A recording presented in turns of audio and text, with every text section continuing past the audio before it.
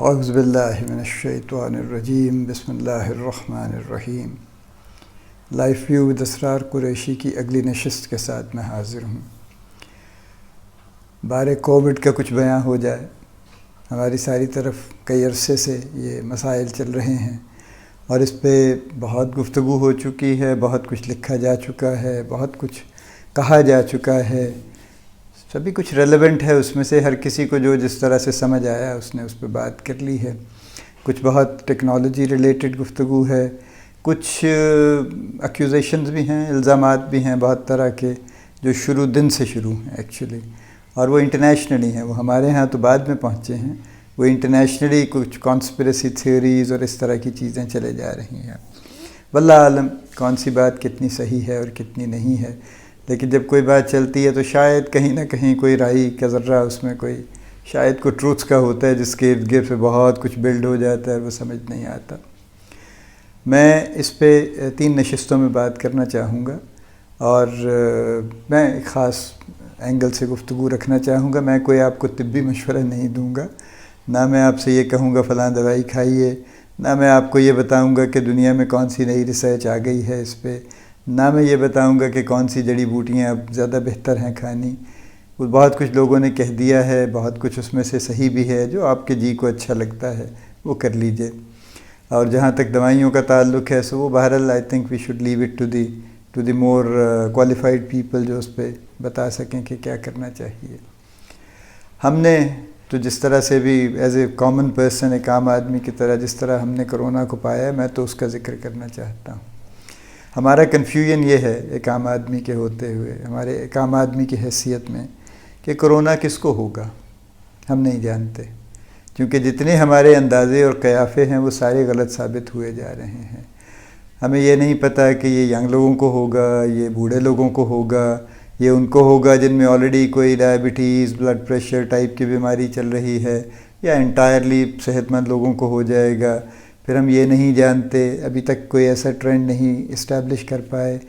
کہ جو لوگ ینگ ہیں وہ ریکور کر جائیں گے 100%، اور جو بوڑھے لوگ ہیں وہ کچھ ریکور کریں گے اور کچھ شاید نہیں کریں گے، ایسا بھی نہیں ہے۔ بہت سے ینگ لوگ 22 24 سال کے بیچارے 2 3 دن میں بیچارے اس دنیا سے رخصت ہو گئے ہیں اس کی وجہ سے، اور بہت سارے 70 80 سال کے لوگ جو ہیں وہ بیمار ہو کے باقاعدہ ڈائگنوز ہو کے صحت مند ہو کے واپس آ گئے ہیں۔ کوئی خبر نہیں ہے کسی کو، ابھی تک کوئی ٹرینڈ نہیں بن پایا اس کا، اور یہ اس کی سب سے خطرناک بات ہے۔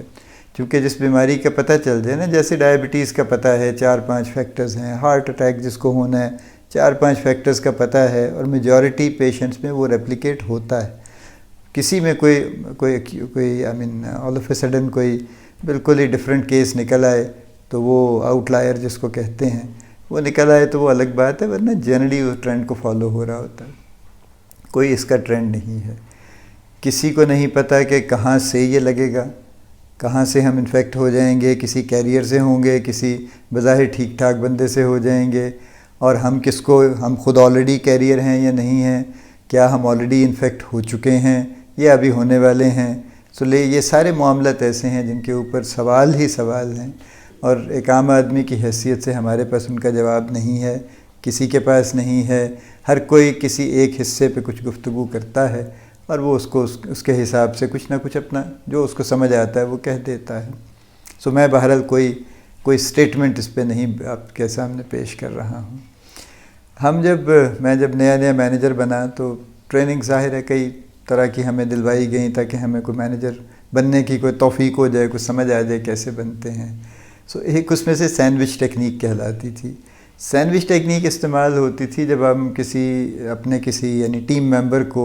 کسی بات پہ اس کی پرفارمنس اچھی نہیں ہے، اس کا رویہ اچھا نہیں ہے، یا اس کے کوئی مسائل ہیں، جنرلی پرفارمنس ریلیٹڈ بات ہی ہوتی ہے کہ پرفارمنس اچھی نہیں ہے، تو اب ہم اس کی پرفارمنس کے بارے میں بتانا چاہتے ہیں اور اس کو تنبیہ کرنا چاہتے ہیں۔ تو سینڈوچ ٹیکنیک یہ تھی کہ اسٹریٹ اوے اس کو تنبیہ سے شروع نہ کریں،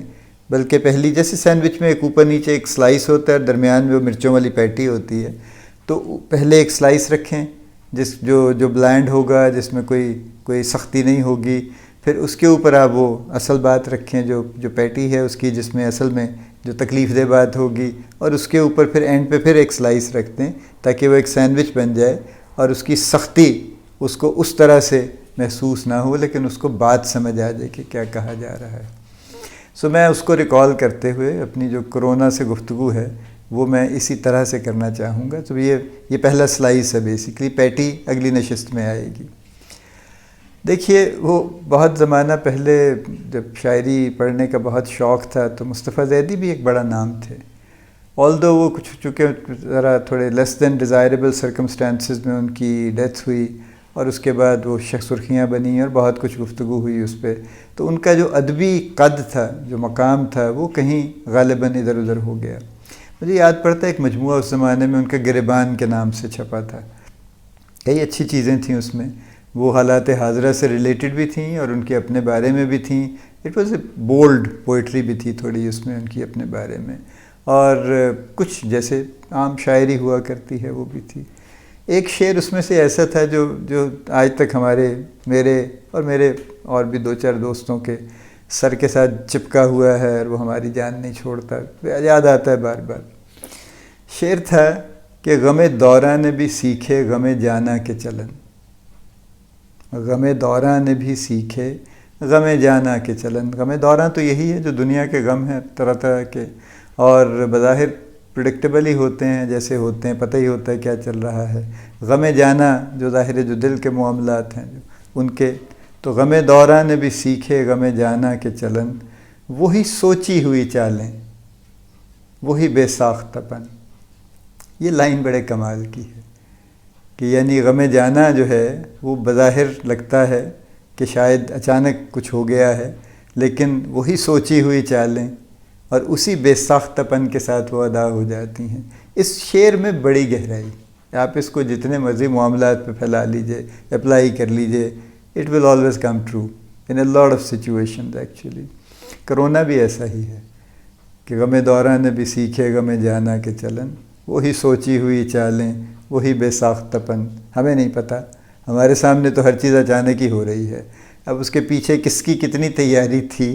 نہیں تھی، کس نے کیا پلان کیا تھا، وہ پلان اس کا امپلیمنٹ ہوا یا کہیں آگے پیچھے ہو گیا، غلط سلط ہو گیا، وی ڈونٹ نو ریئلی۔ ٹھیک ہے، بہرحال یہ چل رہا ہے معاملہ۔ بہت ساری اس پہ ہم ظاہر دعائیں بھی کر رہے ہیں، ہم کچھ اور کوششیں بھی کر رہے ہیں، اس کا ذکر کچھ بعد میں بھی آئے گا۔ لیکن اصل بات یہ ہے، دیکھیے اگر ہم تھوڑا دو باتیں مختصر سی میں اور اس میں ایڈ کر دوں آج کی نشست میں، جس طریقے سے ہم نے اسے ہینڈل کیا ہے، تو مجھے وہ سنگر بینڈ کا گانا یاد آتا ہے جو انہوں نے سائیں کے نام سے بنایا تھا کہ سائیں کا کتا بھی سائیں، اور سائیں کا ڈرائیور بھی سائیں، اور سائیں کا فلاں بھی سائیں۔ تو سائیں کا لاک ڈاؤن بھی سائیں ہے، یعنی جس طریقے سے ہم نے لاک ڈاؤن کیا اور کھولا اور دوبارہ کیا اور کھولا اور ابھی بھی کرنے کی کوشش کر رہے ہیں، بس وہ گزارا ہی ہے بس، کیونکہ عوام بھی ایسے ہی ہیں، ہم لوگ بھی لاک ڈاؤن کو ماننے پہ راضی نہیں ہیں، اور اسی طرح سے جو لاک ڈاؤن کروانے والے ہیں وہ بھی اس کو امپلیمنٹ کرنے میں اس طرح سے سیریس نہیں ہیں جس طرح سے شاید ہونا چاہیے۔ سو ایک بات یہ امپورٹنٹ ہے، بہرحال ہماری ذمہ داری جہاں تک بنتی ہے ہمیں اس کو پورا کر لینا چاہیے، اور جتنے اچھے طریقے سے ہم لاک ڈاؤن کو امپلیمنٹ کر سکیں وہ ہمیں کر دینا چاہیے اس کو۔ دوسرا جو پوائنٹ میں بات کرنا چاہتا ہوں وہ کوئی خاص پوائنٹ نہیں ہے، وہ ایک مجھے دعا یاد آتی ہے فیض احمد فیض کی، انہوں نے کسی اور حوالے سے کہی تھی، ظاہر ہے جو اس وقت کا دور تھا، آئیڈیالوجی تھی، اور جس طرح سے وہ دیکھ رہے تھے کہ لوگ غربت کی اور ناانصافی کی چکی میں پس رہے ہیں، اور ایلیٹ الگ ہے اور عوام الگ ہیں، وہ آج بھی ہیں، اس میں کوئی خاص فرق نہیں پڑا، ویسے سچویشن آج بھی ویسی سی ہے، لیکن بہرحال وہ اس حساب سے انہوں نے ایک دعا لکھی، اور اس دعا کے چند شعر جو مجھے یاد ہیں میں آپ سے شیئر کر کے آج کی نشست کو آپ سے اجازت لوں گا۔ انہوں نے لکھا کہ آئیے ہاتھ اٹھائیں ہم بھی، آئیے ہاتھ اٹھائیں ہم بھی، ہم جنہیں حرف دعا یاد نہیں، ہم جنہیں سوز محبت کے سوا کوئی بت کوئی خدا یاد نہیں۔ آئیے عرض گزاریں کہ نگار ہستی، زہر امروز میں شیرینی فردا بھر دے، یعنی آج کے زہر میں کل کا میٹھا تو بھر دے کم از کم، اور وہ جنہیں تاب گراں باری ایام نہیں، ان کی پلکوں پہ شب و روز کو ہلکا کر دے۔ بہت لوگ ایسے ہیں جو صبح سے شام کرنا اور شام سے صبح کرنا ان کے لیے آج کل مشکل ہے، آئسولیشن بھی ہو سکتی ہے، اکنامک مجبوریاں بھی ہیں، اس میں بڑے شدید مسائل بھی ہیں، تو ان کی پلکوں پہ شب و روز کو ہلکا کر دے۔ جن کی آنکھوں کو رخ صبح کا یارہ ہی نہیں، ان کی راتوں میں کوئی شمع منور کر دے، کہ چلیں رات سے نہیں نکل پاتے تاریکی سے، تو کم از کم ان کی رات ہی منور ہو جائے، روشن ہو جائے کچھ ان کو۔ اور جن کے قدموں کو کسی راہ کا سہارا ہی نہیں، ان کی پلکوں پہ کوئی راہ اجاگر کر دے، کہ جن کو کسی راستے کی سمجھ نہیں آ رہی ان کو کوئی راستہ مل جائے، اللہ کرے۔ یہ دعا ہے ظاہر ہے۔ اور پھر اس سے آگے وہ کہتے ہیں کہ جن کا دین پیروی کذب و ریا ہے ان کو، یعنی وہ لوگ جنہوں نے اپنا زندگی کا مقصد اور اپنی زندگی کا اوڑھنا بچھونا جھوٹ اور ریاکاری کو بنا رکھا ہے، سو جن کا دین پیروی کذب و ریا ہے ان کو ہمت کفر ملے، جرت تحقیق ملے، کہ کسی طرح تو وہ اپنے اس جھوٹے دین سے کہیں کفر کی کوئی ان کو توفیق ہو جائے اور وہ اس کو چھوڑ دیں، اور بجائے جھوٹ کے وہ کوئی تحقیق کر کے انویسٹیگیٹ کر کے کچھ سچ کی تلاش کر لیں۔ اور جن کے سر منتظر تیغ جفا ہیں ان کو دست قاتل کو جھٹک دینے کی توفیق ملے۔ اور وہ لوگ جو بیچارے برسوں سے صدیوں سے سر جھکائے بیٹھے ہیں کہ جو آئے گردن کاٹ دے، کبھی تو ایسا ہو کہ ان میں یہ ہمت ہو کہ دست قاتل کو جھٹک سکیں، اس کا ہاتھ پکڑ سکیں کہ نہیں بھئی بس اور نہیں۔ اور یہ دعا ہے۔ آخری دو شعر بھی میں آپ کو پیش کر دیتا ہوں اس کے، کہ عشق کا سر نہاں جان تپاں ہے جس سے آج اقرار کریں اور تپش مٹ جائے، کہ برسوں سے جو ہم اندر چھپائے بیٹھے ہیں مان ہی لیں اس بات کو، اس کا اقرار کر دیں تاکہ دل کا جلنا اور جی کا جلنا بند ہو جائے۔ اور حرف حق دل میں کھٹکتا ہے کہ جو کانٹے کی طرح، بہت لوگوں کے دل میں حرف حق کھٹکتا ہے، کانٹے کی چبھن کی طرح کھٹکتا رہتا ہے۔ آج اظہار کریں اور خلش مٹ جائے، کہ کاش ہم وہ اظہار کر پائیں اور وہ چبھن دور ہو جائے۔ آئیے عرض گزاریں ہم بھی۔ اللہ تعالیٰ آپ کا حامی و ناصر ہو، آپ کو ہر مشکل سے آپ کو اور مجھے محفوظ رکھے اور ہمیشہ اپنی حفظ و امان میں رکھے، آمین۔